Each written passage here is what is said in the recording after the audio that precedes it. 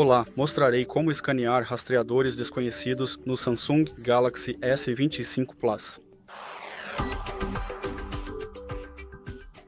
Certo, então o primeiro passo da operação será abrir as configurações e aqui, role um pouco para baixo até vermos a segurança e emergência. Seção. E aqui eu só pressiono os alertas de rastreadores desconhecidos. E se você tiver a opção permitir alertas ativada, é só pressionar a varredura manual e seu telefone. Começará o processo.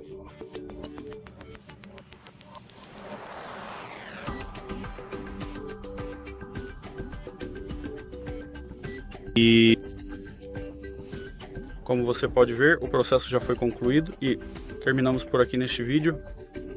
Então, se você achar útil, deixe um like, inscreva-se e obrigado por assistir.